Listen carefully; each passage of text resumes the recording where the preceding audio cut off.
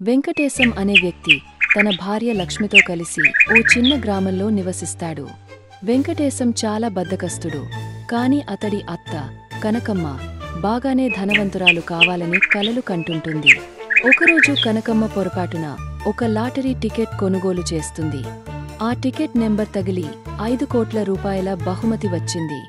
అందరికీ ఈ విషయం చెబితే గ్రామంలో అందరూ కనకమ్మను కలవడానికి వస్తారు. కనకమ్మ తన కూతురు లక్ష్మికి కాల్ చేసి, నాకు 5 కోట్లు వచ్చాయి, ఇంటికి రండి అని చెప్పింది. ఈ వార్త వినగానే వెంకటేశం ఆనందంతో బస్లో బయలుదేరుతాడు.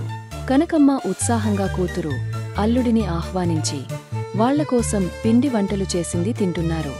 వెంకటేశం సున్నితంగా అడిగా, అత్తగారు, ఆ 5 కోట్లను ఏం చేస్తారు? నా జీవితంలో చాలా కష్టపడ్డాను. అందుకే ఆ డబ్బుతో యాత్రలు తిరుగుతాను, మరియు కొంత స్థలాన్ని కొంటాను. కూతురు అల్లుడికి కూడా ఇవ్వకూడదా?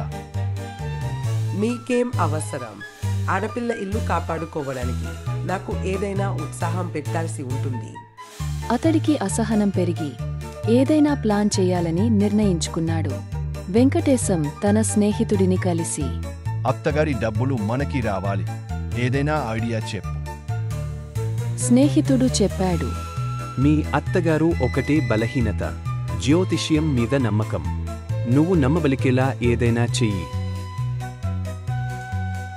వెంకటేశం తన మీసాలు పెంచి జ్యోతిష్యుడి రూపంలో కనకమ్మ ఇంటికి వెళ్ళాడు. మీ డబ్బు అశుభం తీసుకురావచ్చు. వెంటనే కోడలి అల్లుడికి పంపించండి. వాళ్ళు ఆ డబ్బు నప్పుగా పెట్టుకోగలరు అన్నాడు. కనకమ్మ తడబడి, నిజమా స్వామి, మీరు చెప్పింది? జ్యోతిష్యుడి రూపంలోని వెంకటేశం ఇలా అన్నాడు, ఇది నా బాధ్యత.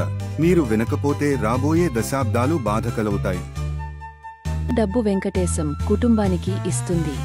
వెంకటేశం తన అసలు రూపం బయటపెట్టిన తరువాత అత్తగారు మొదట కోపగించుకున్నప్పటికీ చివరికి అందరూ కలిసి ఆ డబ్బు మిగిలిన భాగం గ్రామ అభివృద్ధికి ఖర్చు చేస్తారు. గ్రామం మొత్తానికి అది ఆనందం, నవ్వులు, కొత్త ఆశలు తెచ్చింది.